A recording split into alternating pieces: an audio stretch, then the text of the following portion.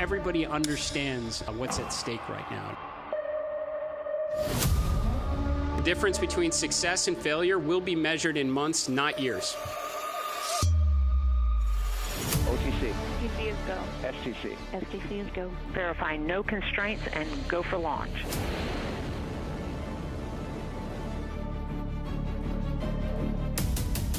We will explore the frontiers of space and push the boundaries of what's possible. Space Council go. LPs go. RTDs go. This is what it takes if we're going to get the job done.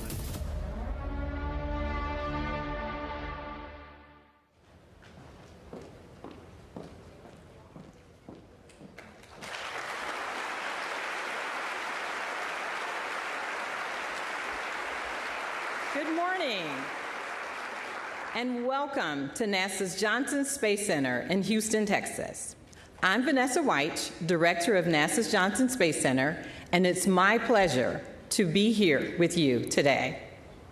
We're about to unveil the agency's Artemis III mission and introduce you to the extraordinary crew who will lead humanity's next steps toward the moon. We will have several speakers providing updates on Artemis III mission profile, Artemis acceleration plans, and mission science. Get ready for an inside look at innovation, ambition, and the future of space exploration. Without further ado, please join me in welcoming NASA Administrator Jared Isaacman.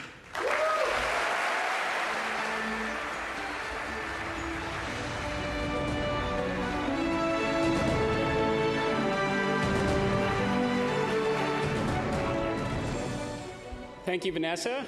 I am so grateful to be here with all of you as we discuss the Artemis program and announce the 4 astronauts who will undertake this very exciting mission. I want to take a moment to acknowledge the leadership of President Donald Trump, the incredible bipartisan support from Congress, our international partners, including the European Space Agency Director, General Josef Aschbacher, Italian Consul General Mauro Lorenzi, and the talent across all NASA centers and the most technologically advanced aerospace industry in the world. All of you are contributing meaningfully to this undertaking and helping us achieve what is such a daring and inspiring and world-changing endeavor. We are returning to the moon, a grand adventure back to the lunar surface to build a moon base, and to do so for all of its scientific, its economic potential, and to master the skills for where we will inevitably go next.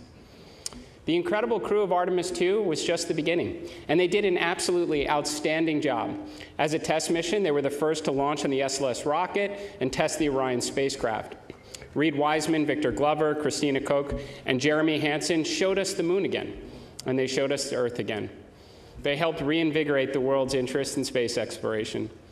And now, just as Mercury, Gemini, and Apollo crews that came before them, Artemis II will pass along all they have learned and hand the torch to Artemis III.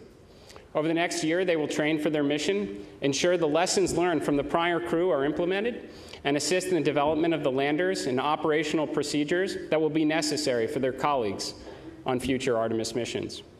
Artemis III will be an extraordinary demonstration of what is possible when the greatest aerospace companies across the United States, alongside our European partners, come together to showcase the technological might and ambition of the free world. When their training and development are complete, these 4 astronauts will strap into their spacecraft. You will witness the contributions of Boeing, United Launch Alliance, Lockheed Martin, Northrop Grumman, L3 Harris, and Airbus, and many others come together as the SLS rocket ignites the Artemis III crew and sends them into low Earth orbit. Additional powerful rockets will launch to place the Blue Origin and SpaceX Starship landers into orbit. Throughout the duration of the Artemis III mission, these astronauts will continue to test the Orion spacecraft. They will rendezvous and dock with the Blue Origin lander, and then again with the SpaceX lander.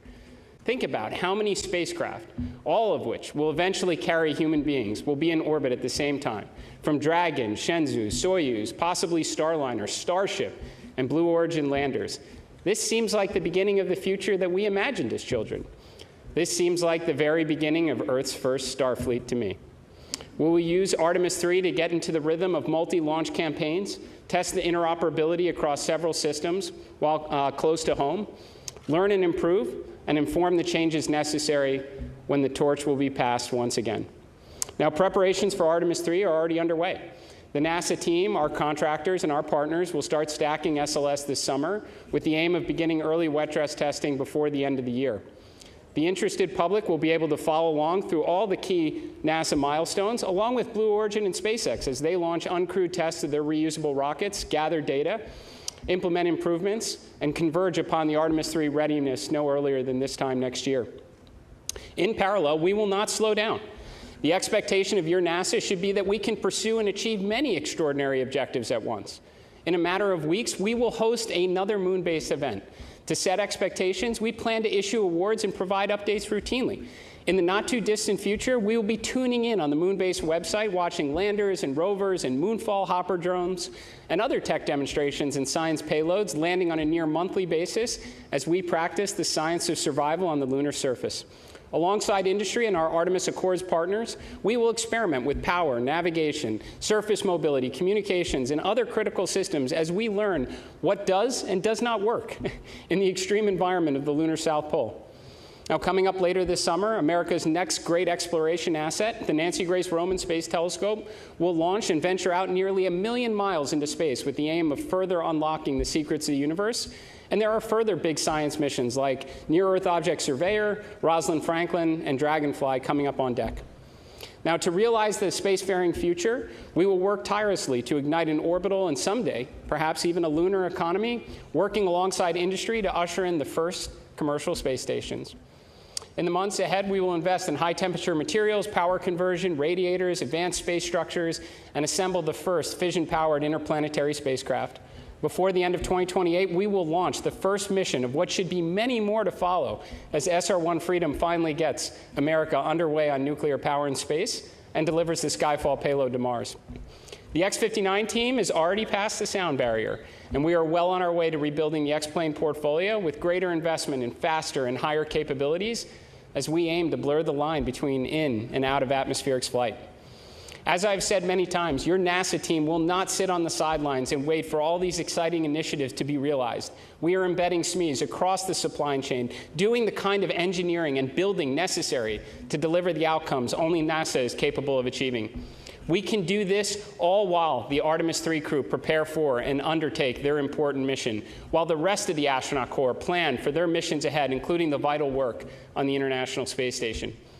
The NASA astronauts, alongside our international partners and tens of thousands of the best and brightest across the agency and industry, are ushering in the golden age of discovery. They are carrying forward the hopes and dreams of the next generation, just as the Apollo astronauts did for so many of us. When Gene Cernan left the lunar surface on Apollo 17, he said, "We leave as we came, and God willing, we shall return with peace and hope for all mankind." Now, it's taken a little bit longer than he may have imagined, but we are returning, and we do so with the experience of Apollo, the lessons of Artemis II, the crew now of Artemis III, and the promise of what lies ahead, and our collective effort to build out humanity's first outpost on another world. So to the Artemis III crew, we wish you Godspeed on the journey ahead. You carry the fire of exploration from generations past, the confidence of this agency and the support of this nation, and the dreams of millions who will be cheering you on, knowing that what others believe to be impossible happens to be what we do best here at NASA. So ladies and gentlemen, welcome to the Artemis generation. And now I'll turn it over to Jeremy Parsons for an Artemis III update.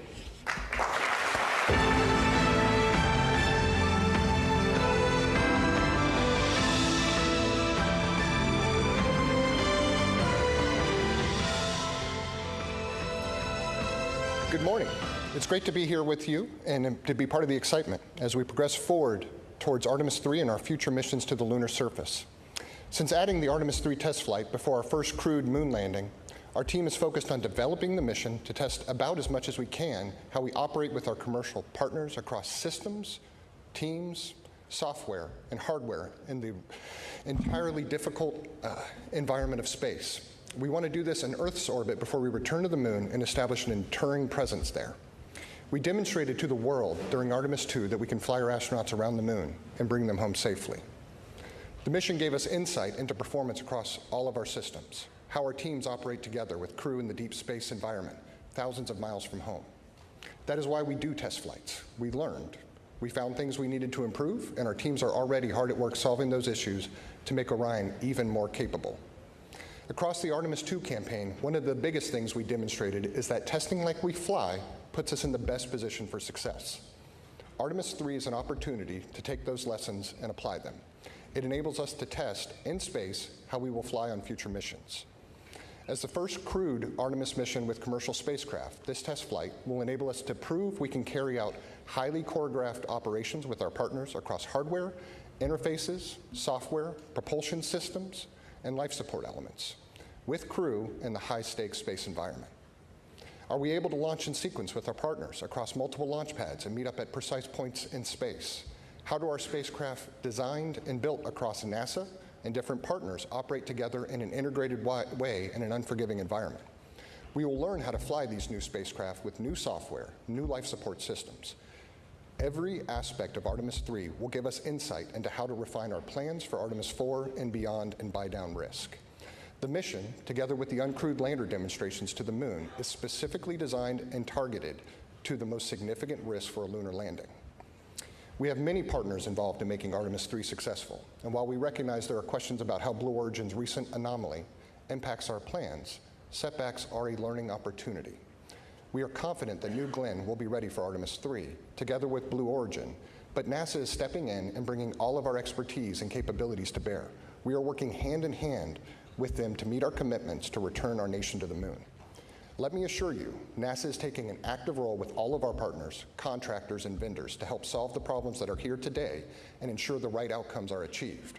These companies have unparalleled access not only to our agency experts, but also to our test facilities, launch support, technology development at all of the NASA centers across the country. Fundamentally, our approach to Artemis III will remain the same. We will use this mission to reduce risk for our future crewed moon missions with lander test articles from both Blue Origin and SpaceX to ensure we will beat China back to the moon. So we've talked about accelerating the Artemis cadence, and so I wanted to share with you a little about how the pieces of Artemis III are coming together. Our partners are making great progress in lander development.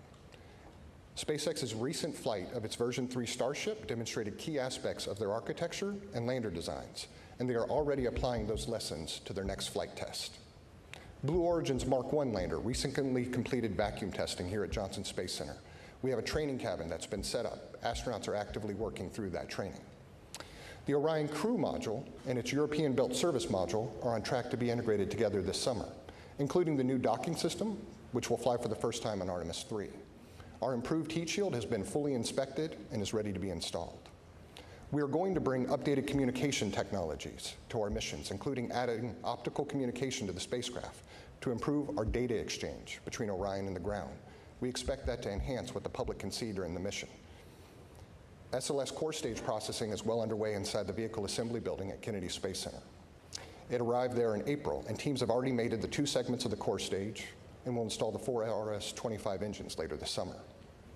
Design and fabrication of a spacer that will replace the upper stage on Artemis III, because we're flying in low Earth orbit, is already in fabrication at NASA's Marshall Space Flight Center in Alabama.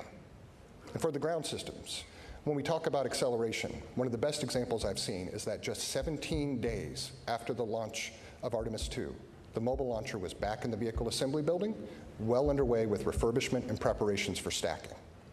Our teams are getting ready too. The launch team at Kennedy Space Center began conducting launch countdown simulations in May, which include practicing procedures to load propellant into SLS, as well as for launch countdown. At Johnson, mission segments are being simulated and crew training is well underway.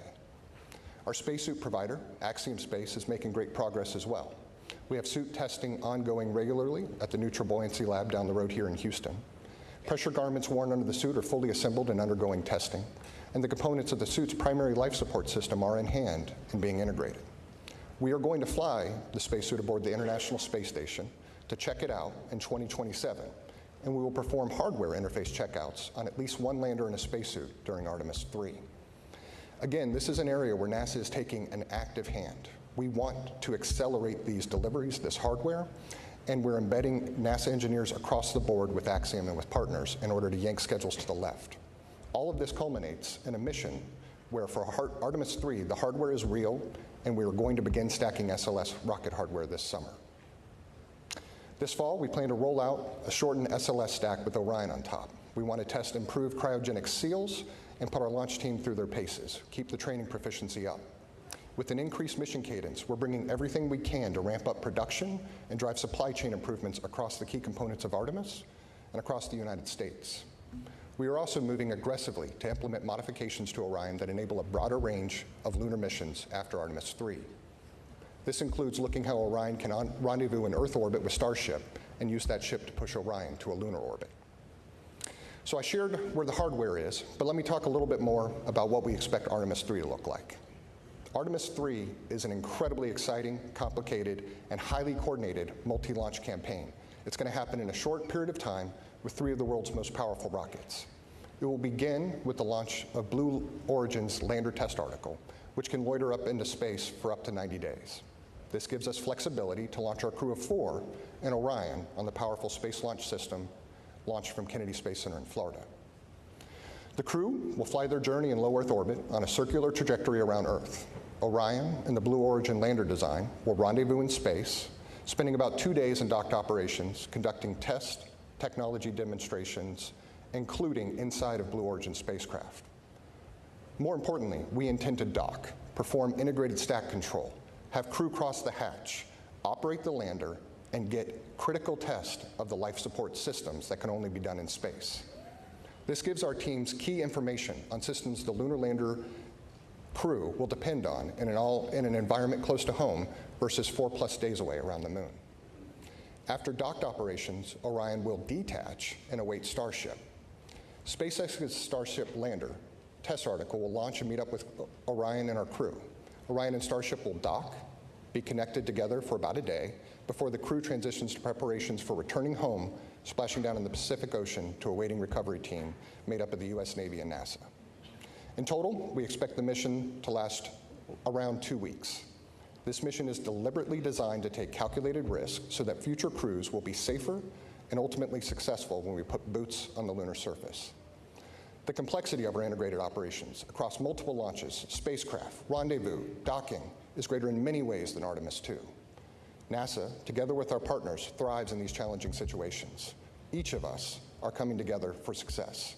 Human spaceflight is not for those who want to chart an easy course, but every decision we make about Artemis III will be informed about how it can help us ensure our mission success for the lunar surface. Artemis II reminded the world what we can do when we move together with clarity, discipline, and shared purpose. What the world saw was a successful mission. What we saw behind the scenes was years of coordination, planning, testing, problem solving, and collaboration with industry partners and government organizations. We are going to apply that same focus for Artemis III, and our teams are ready. To our crew, thank you for taking on this responsibility to train and fly for Artemis III. You have our commitment that we will do everything possible to keep you safe as you enable us to push the boundaries of space exploration. I'll now turn things over to John Caloris of Blue Origin.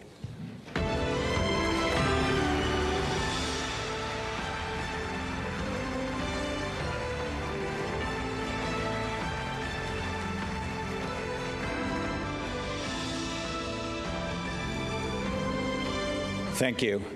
As you know, we had a significant anomaly at our Launch Complex 36A on May 28th. The response from NASA, our partners, and customers has been extraordinary. We're making excellent progress on the investigation and pad cleanup. We'll begin rebuilding once cleanup is complete, while continuing construction at Launch Complex 36B. Blue Origin's lunar engineering and production teams are continuing the pace for production of Mark I landers for Moonbase and for Artemis vehicles, with multiple serial numbers in build. Mark I serial number 1 testing will conclude soon and will be ready for launch this year. The mission will demonstrate key components of our Artemis landers, such as our BE-7 engine. Artemis III is a major step that fills important objectives prior to our uncrewed landing on the moon in 2028, followed by our landing of astronauts that same year. On this mission, NASA and Blue Origin will demonstrate rendezvous, docking, hatch operations, ingress, and life support systems in low Earth orbit. This will allow the crew to gain familiarity with our Lunar Crew Module and even practice operations such as suit donning in zero gravity. Manufacturing is well underway on the Artemis III Mark II Lunar Crew Module, our storable reaction control system, our docking systems, and our environmental control and life support system. Our factories are running around-the-clock shifts in a responsible manner. Our vertical integration capabilities continue to produce hardware that feeds the production floor. We work very closely with NASA on engineering and testing support with more to come. We expect to complete the vehicle for Artemis III and be ready for launch in 2027. Blue Origin is very motivated to be part of the journey of returning humans to the moon. We've redoubled our efforts and are moving forward. I'm thrilled that we're just moments away from announcing NASA's Artemis III crew. I'd like to also say that the moon is the 8th continent, and we will measure ourselves not only by our successes, but how we respond to setbacks. With that, I'd like to introduce my friend Jessica Jensen from SpaceX.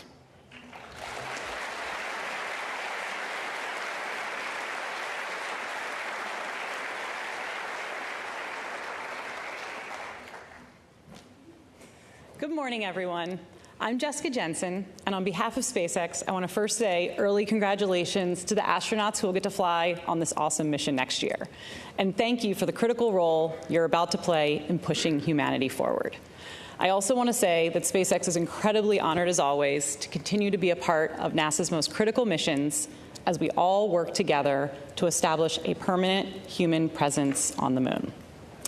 I'm here today to give an update on Starship's development towards Artemis III and Artemis IV. We've made substantial progress towards developing Starship and preparing for the NASA HLS missions. We just flew our 12th flight test and successfully debuted version 3, or V3, of the Starship and Super Heavy booster, along with the new Raptor 3 engines and a new launch pad, all of which were developed through years of ground and flight testing. We are currently building several ships and boosters in parallel at Starbase, and we are actively building out 3 more Starship launch pads in Florida and Texas.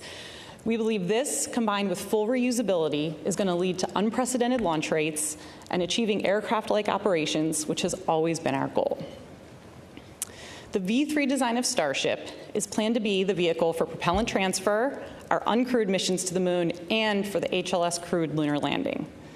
Our HLS design and operations leverage years of proven experience from our NASA crew and cargo missions to the space station, from our high flight rate on Falcon 9, which is currently once every 2.5 days, and from reusability of Falcon fairings and boosters.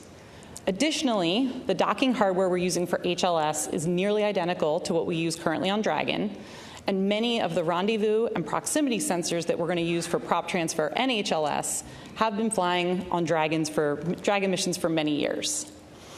We're also actively building our first flight fidelity Starship HLS cabin at Starbase. The primary structure is assembled and prepared to be outfitted with key functional systems like avionics, power, life support systems, and more to come in the next few months. Later this year, we are targeting our in-space ship-to-ship propellant transfer demonstration. This is a core technology that will enable Starship to land humans and massive amounts of cargo on the moon. Then next year, we'll support Artemis III and the planned rendezvous and docking with Orion in low Earth orbit. For that mission, we're going to be using a V3 vehicle off the line with an added docking adapter. We are also marching towards our V3 Starship uncrewed lunar landing. This is another HLS milestone that will further demonstrate propellant aggregation in space and also a safe and autonomous landing on the surface of the moon. Then looking ahead to Artemis IV, we're continuing to develop all the crewed systems and certification necessary for the safe landing and return of astronauts to Orion. We have an updated plan with NASA that includes docking Starship with Orion in Earth orbit instead of NRHO, and then we use Starship to actually do the translunar injection with Orion attached. Then it will send them both to low lunar orbit before the landing. This approach improves crew safety by first conducting the critical docking event in Earth orbit, just like we're going to practice in Artemis III, and the crew can also abort off the lunar surface nearly any time versus waiting up to days from NRHO. In addition to improving crew safety, these new Artemis IV orbits also significantly lower the amount of propellant Starship needs to aggregate in space, since we now just have a more direct route to the moon. And this lowers schedule risk overall. We're incredibly excited to help return humans to the moon once again, and this time to stay. Thank you.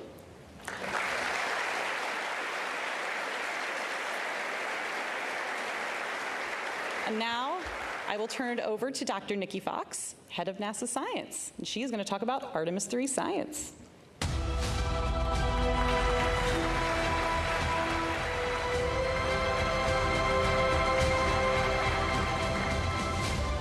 Thank you so much, Jessica. Well, while Artemis II was all about moon joy, Artemis III will be all about Earth joy. We will be studying the route from Earth, and our Artemis III crew will be our mission scientists.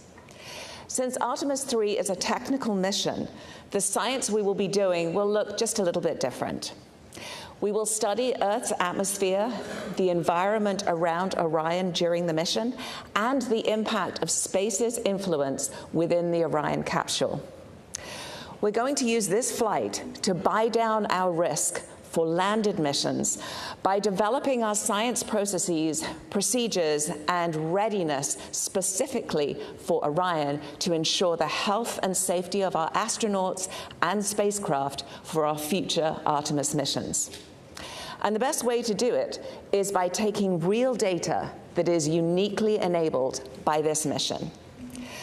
For this technical and complex mission, we will focus on how we can better work with the unique Orion capsule and test and establish the necessary groundwork prior to landing on the mission with Artemis IV.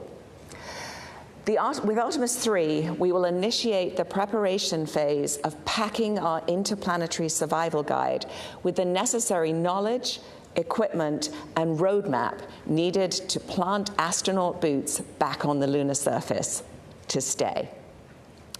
Think of it this way. If you're going on a road trip, you need to know before you go, ahead of time, and prepare with a game plan, not just for your destination, but for driving through all of the states in between. Weather. Will there be bad weather? Is your car ready for the trip? What do you need to pack for maximum comfort? And most importantly, will it all actually fit into the car? Leading SMD's Artemis III science team is Dr. Barbara Cohen. Barbara's team will be gathering the necessary information now so we can be ready for Artemis IV to begin that sustained presence on the lunar surface. Now, I know you all saw the joy of the science team during Artemis II. During Artemis III, we are continuing that great work to build up our scientist corps who will support future Artemis missions. By nailing down our processes now, we will be ready to hit the lunar surface running, saving time and space on Orion, and above all, squeezing out every drop of the critical science opportunities we have before us to make future missions a success. They will be collecting unique science that cannot be done elsewhere. Now, one way we'll be doing this is we'll be doing an observation campaign of the dynamic phenomena on the Earth, on our sun, and around the environment in space from Orion by using the processes that we developed for Artemis II. Having the Artemis III crew observe the Earth will be another great exercise for our teams to help guide the observations in a similar way on the Moon. These methods were adapted from the crew Earth observations proven already aboard the International Space Station. We will be focused particularly on understanding our Earth's atmosphere and the space environment in and around Orion through their observations. By observing Earth's atmosphere and how space weather impacts it, we can better understand how to protect the critical space-based technology there and all of that we rely on, as well as our future astronaut crews traveling through that region. To better predict how the sun will impact our atmosphere and also Orion, we have to not only look at our closest star, but we also have to look back at the Earth's atmosphere itself. Although the astronauts are not leaving the protective jacket of Earth's magnetosphere during this mission, future Artemis crews traveling to and exploring on the Moon and Mars will operate well outside Earth's magnetosphere and will be exposed to the harshest elements of deep space, including radiation. Now, this makes space weather research all the more vital as we move forward on the Artemis program, and our NASA space weather stations situated in strategic locations across our solar system are absolutely ready.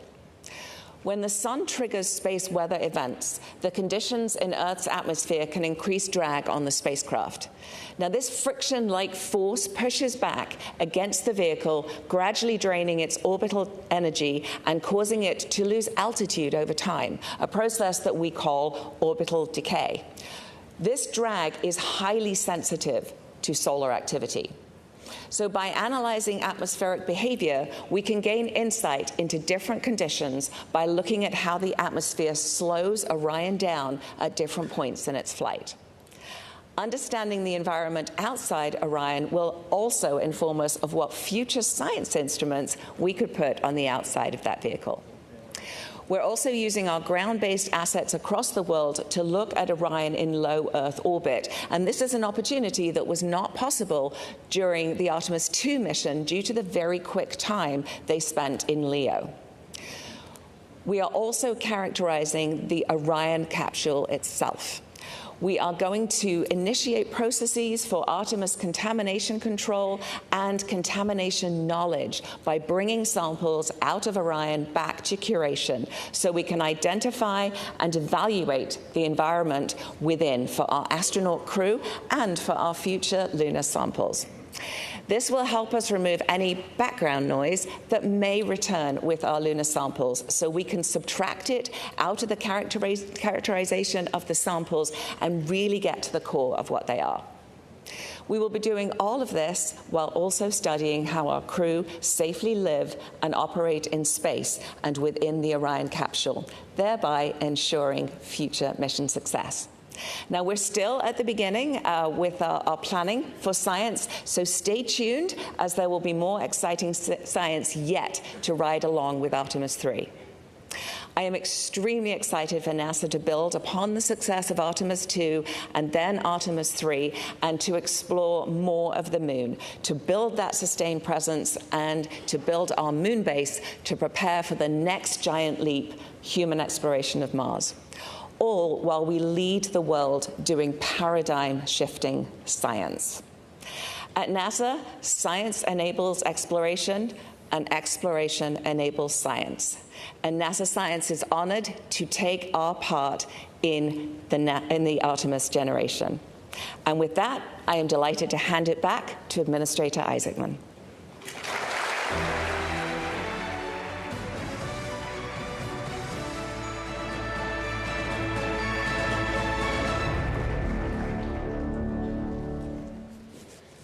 Okay.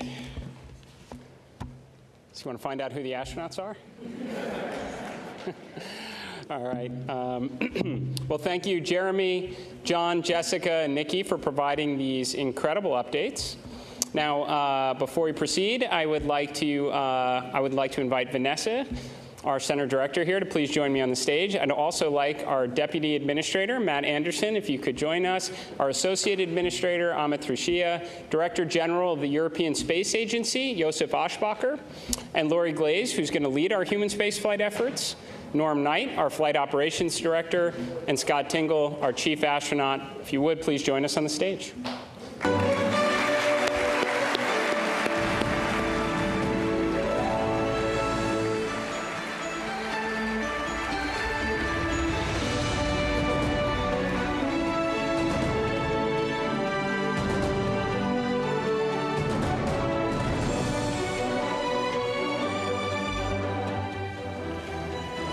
Now, alongside the prime crew, we have a backup crew member who will train shoulder to shoulder with them to ensure mission readiness and continuity.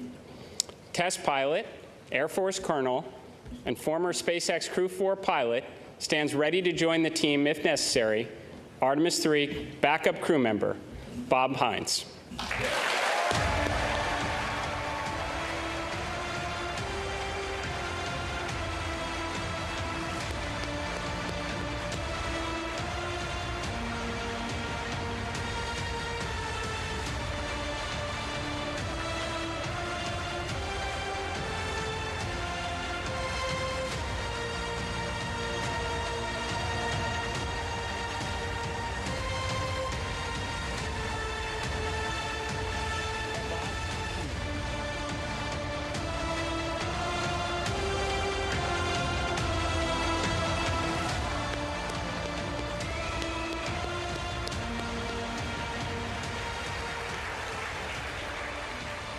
Now, Bob has logged 170 days in space across 2 ISS expeditions and can step into any role needed on this mission. Now, moving on to our mission specialist for Artemis III, test engineer and Coast Guard Reserve Commander, making his first space flight, mission specialist Andre Douglas.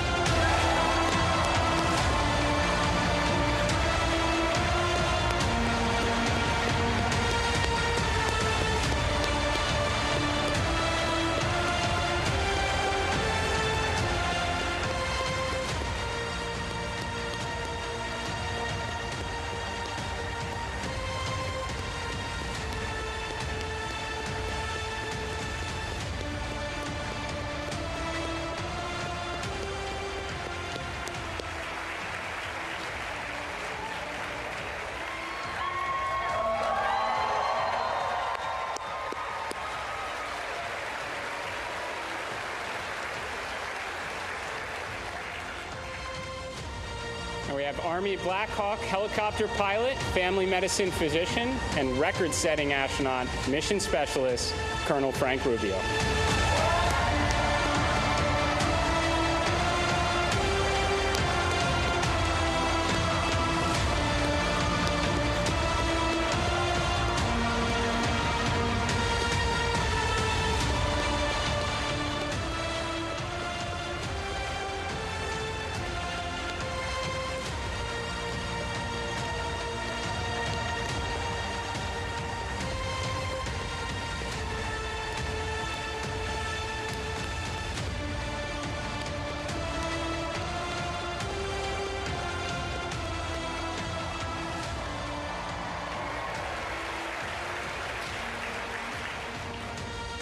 Now on to our pilot, 2-time flyer, ESA astronaut, the first Italian space station commander, and Italian Air Force colonel and test pilot, Luca Parmitano.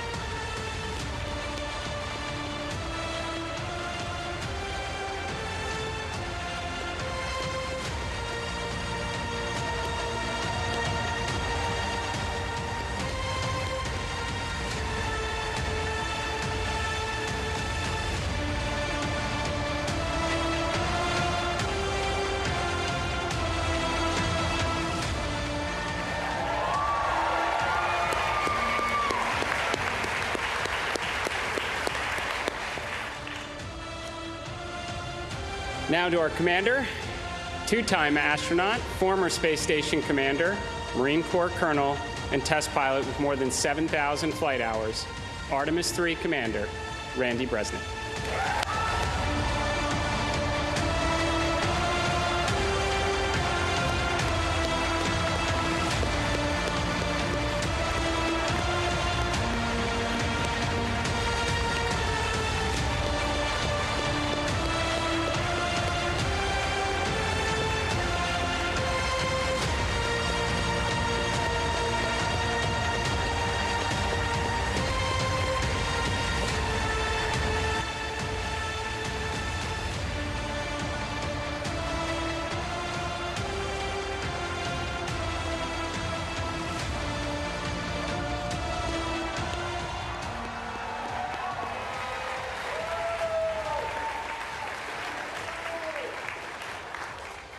All right, let's give it one more round of applause for your Artemis III prime crew.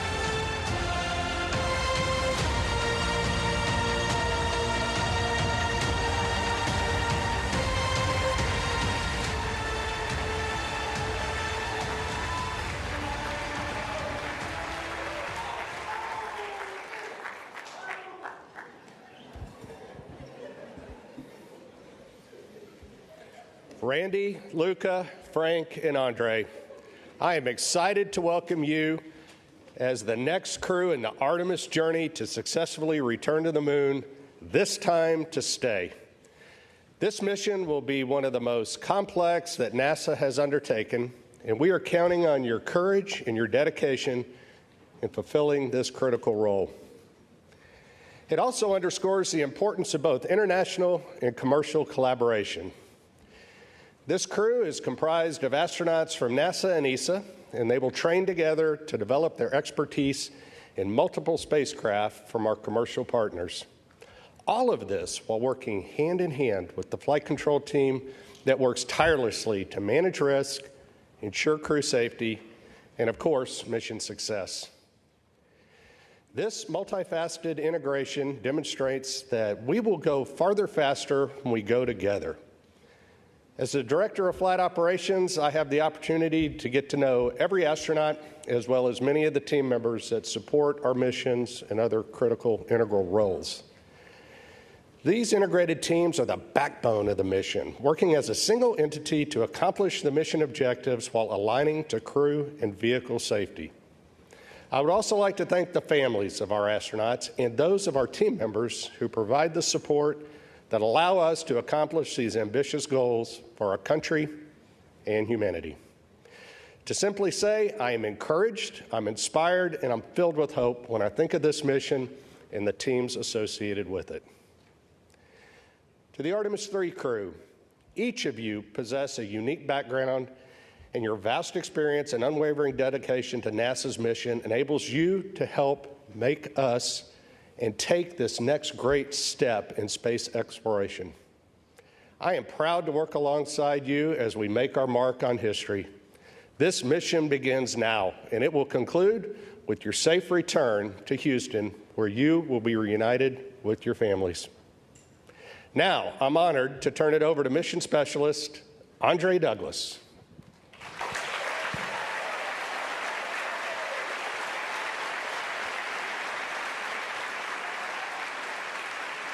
Wow, what an amazing day it is today. My brain, it is going a mile a minute right now, but my heart, it is so warm. It is so full. And I can't thank everybody who's been along with my journey, but I got a few tonight I got to give a shout out to. So Mom, thank you so much for believing in me, this whole time. All these years, you prayed for me, you thought about me, and I always appreciate that. And Dad, that work ethic that you showed, I was trying to emulate you.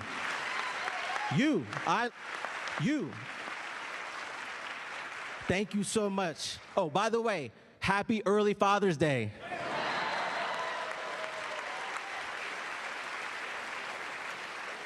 And to Rachel, my lovely wife, thank you, babe. The support you've given is unwavering. It has been a lot. What a journey. I'm so glad you're on this journey with us. It's just amazing. You're amazing. Couldn't have done it without you. I love you so much.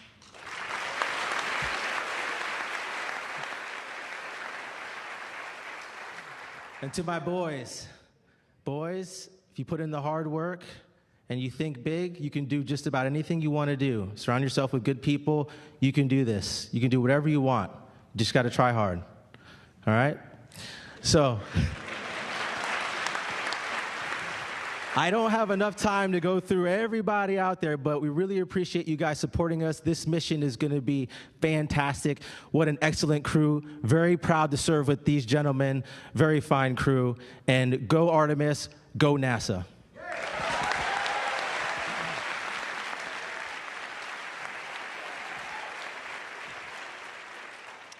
Thanks, Trey. Well said. And wow is the right word. What an incredible blessing and an honor it is to be standing here representing all of you. And I'd just like to take a quick second to say thank you, first and foremost, to my wife and our 4 amazing kids. Thank you for your sense of adventure and your resiliency. You guys have made all of this possible. To our...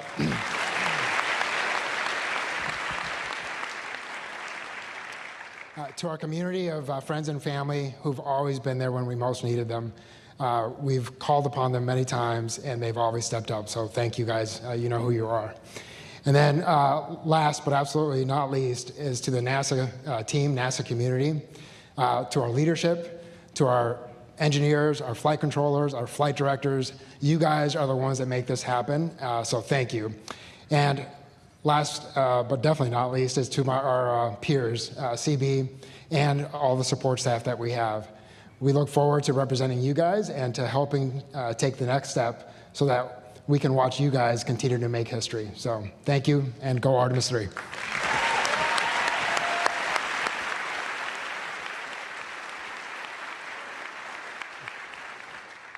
I apologize in advance if I get emotional. I'm honored by the role that I've been given. I'm also very humbled by the task in front of us. But first and foremost, I'm grateful. There are many parts that need to come together for a space launch. And you need a launch pad. And for me, that launch pad is my country, Italy, its education system, the Italian Air Force that gave me the professional tools to bring me here today, the Italian Space Agency that gave me the first flight to put those skills to proof, and for that I'm very grateful.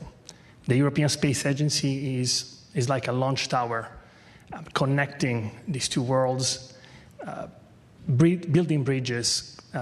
Its very nature is to build relationships and building bridges, connections, and to elevate individuals to achieve their full potential.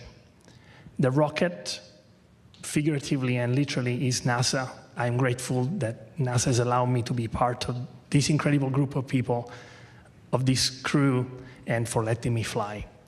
But we wouldn't be going anywhere without fuel, and the fuel that lets everything move is right here. Maya, Sarah, Marta, my extended family here in the crowd. You are the energy that feeds my soul.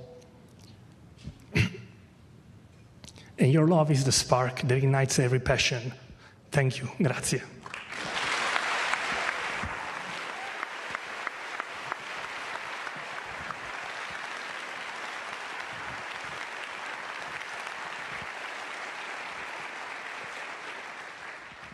I'll echo the amazing words of my colleagues. Wow. It is an honor and a blessing to be a part of such a stellar crew. I must also say thanks to our spouses and our families. Without their support and sacrifice, we would not be standing up here before you right now. To my wife, Rebecca, your love of my life, my rock, thank you. And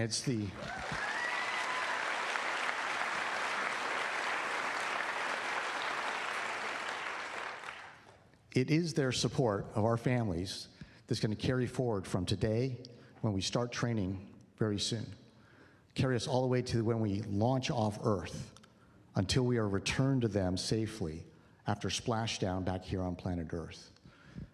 Would also like to thank the Astronaut Office leadership, Flight Operations Directorate, and the NASA Johnson Space Center leadership for the opportunity to represent the astronaut corps and every single person in NASA, ESA, our industry partners, our international partners, whose blood, sweat, and tears, okay, hopefully not blood, and very few tears, but their collective effort will lift all of us up on that SLS rocket when we hit launch day and carry us through the mission.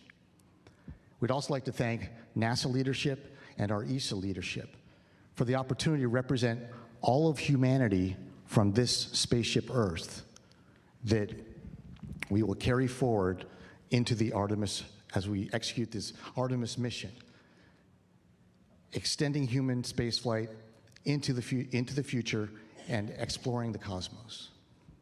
Now, spaceflight is hard, and that's why the most important Artemis mission will always be the next Artemis mission, where we are doing flight tests on every single flight, incrementally determining the flight envelope, expanding it, proving out capabilities, and making the operational procedures that we have more and more precise. Because every single mission we will do after this will be more challenging and more complex.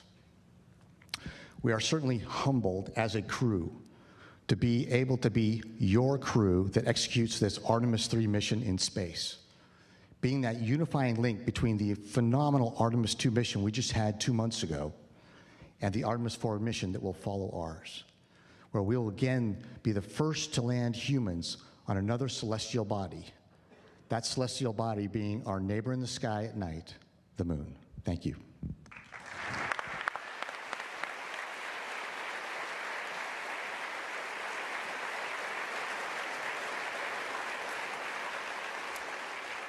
In the words of the crew, wow.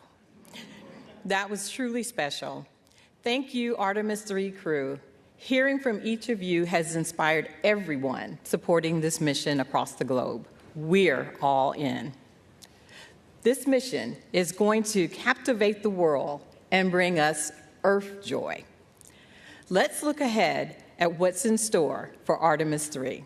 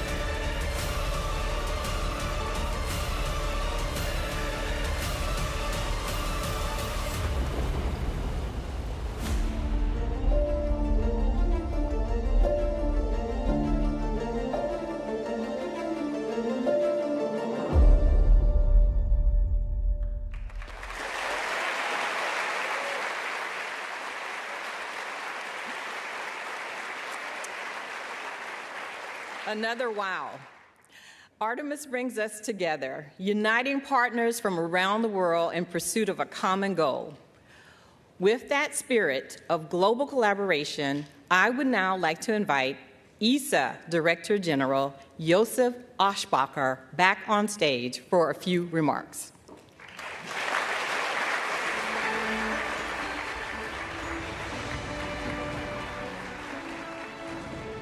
Wow, what an atmosphere, what a moment. Ladies and gentlemen, days like this do not come often, when history is not something we remember, but something we are about to make. Just weeks ago, at NASA's Kennedy Space Center in Florida, I had the privilege of witnessing the launch of Artemis II. It was an unforgettable moment. Artemis III will be a different mission, but no less remarkable. Before anyone sets foot on the moon, someone has to make that possible. That responsibility now rests first and foremost with NASA, but also with the crew we are honoring today. The crew will test what has never been tested at this level. You will take a system of extraordinary complexity, and make it work as one. In many ways, you are unlocking the lunar landing itself. And for us at ESA, there is real pride in knowing that alongside the NASA commander, a European astronaut will also be at the controls of this mission. ESA and NASA do more than cooperate. We build dreams and spacecraft together. The European Service Module carries Orion forward into orbit to the moon. Shared ambition made tangible in hardware. And on Artemis III, our partnership is in the capsule as well. It's Luca, a test pilot by training with 2 missions to space, a commander of the International Space Station. He has seen spaceflight from every angle that matters. Colonel in the Italian Air Force, combat ready, qualified, highly decorated, a proud father of 2 daughters. And he has been tested. During a spacewalk early in his career, his helmet began to fill with water, a dangerous situation by any standard. He handled it with calm and clarity and brought himself back safely. That tells you more about an astronaut than any CV ever could. Luca is precise, composed, and determined. Yes, I'm sure he brings a touch of Italian ease to the cockpit.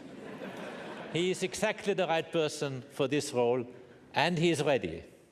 At ESA, we are ready as well.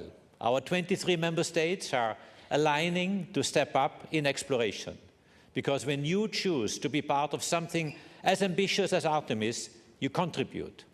That is what we do, what we will continue to do. But today is not about programs. It is about people, those who once went to the moon and those now preparing to return. To Jared, to NASA, to the United States of America, thank you for your leadership and thank you for your partnership. To the crew of Artemis III, you carry something important for all of us. And to our ESA crew member, we could not have wished for a better pilot. Caro Luca, siamo orgogliosi di te. Buon volo. Thank you all.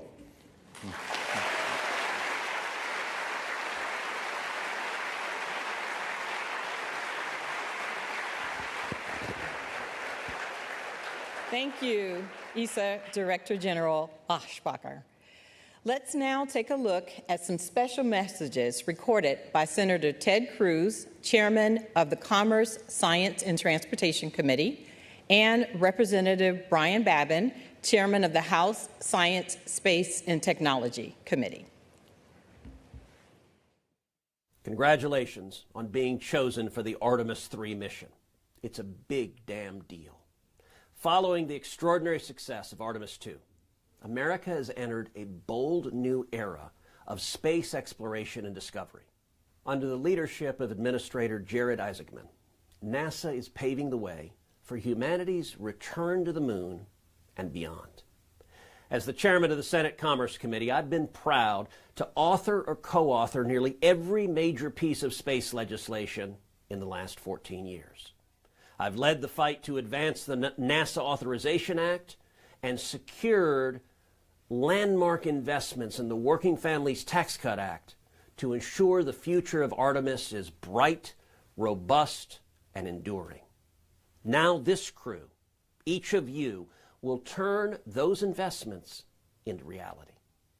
At a time of growing competition with China in space, this mission will strengthen America's leadership, expand our economy, and help secure a lasting American lunar presence. When America commits to a mission, we lead and we succeed. You will make our nation proud. Thank you for your commitment to this great nation's space program, and may God continue to bless the United States of America. Hi, everybody. Congressman Brian Babin. Congratulations to the Artemis III crew. Following the successful mission of Artemis II, your selection marks another historic milestone in America's return to deep space.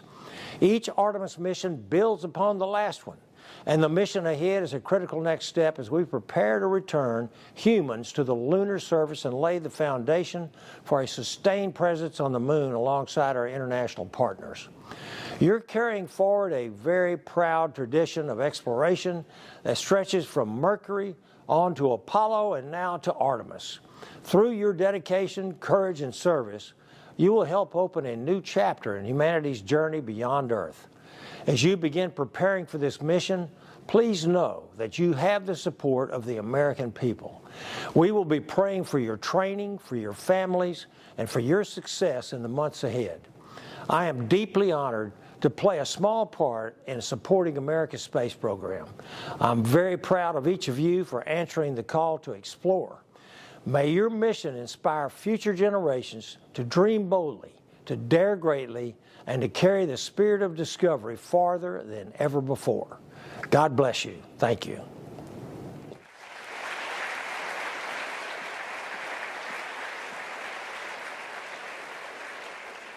The story of human space exploration continues to inspire, and the momentum carries forward as the spotlight turns to the remarkable crew assembled here today.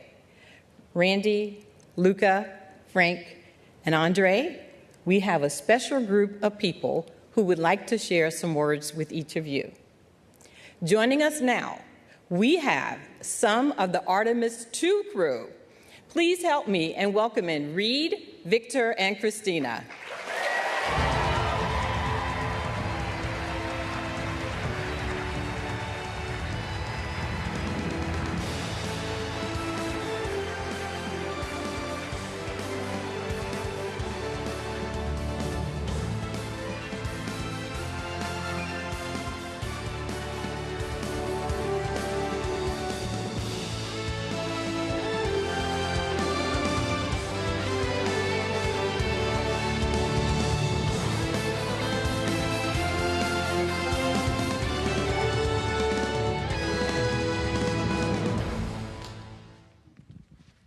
All right, comrade Randy, Luca, Frank, our backup, Andre, Douglas. So good to see your family out there. So good to see all the families. On behalf of myself, Christina, Victor, and we all know Jeremy wishes he was going to be here today, that he could be here. We just want to say how completely fired up we are for you. I hope you saw us down there cheering, screaming as loud as we could. And Randy, in your comments, I really loved when you said that you all are the link from to the surface. And that really resonated with me. And you guys know, because you work in the office, we've been carrying these batons around for way too long. And so with that, the Artemis II crew, comrade, hands you the baton. You got the controls.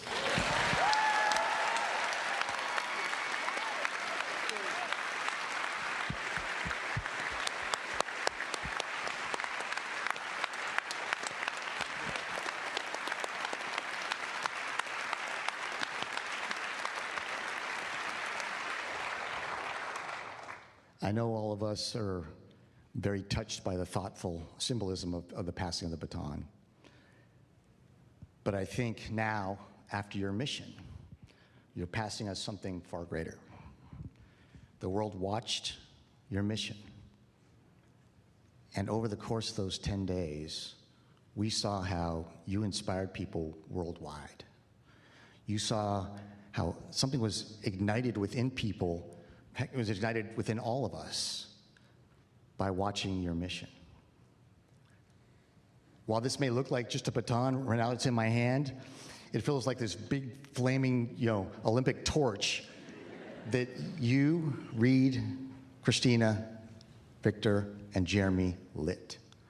And the world was entranced by its flame for the 10 days of the mission.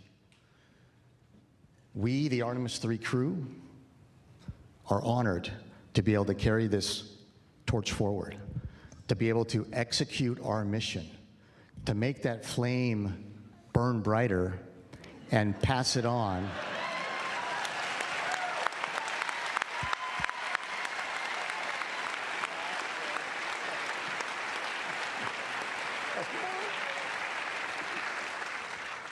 And be able to pass that flame on to the next crew that's out here. And so it is our distinct honor and privilege and echoing the immortal words of Apollo 11's Michael Collins, to be carrying the fire through the next Artemis mission. Thank you.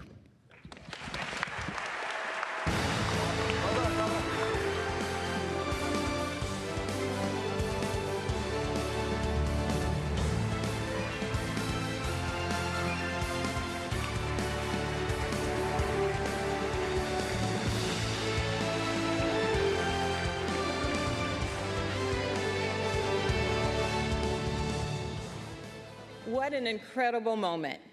As we wrap up today's announcement, I'd like to thank our amazing speakers and our esteemed guests, and most of all, our Artemis III crew, Randy, Luca, Frank, and Andre.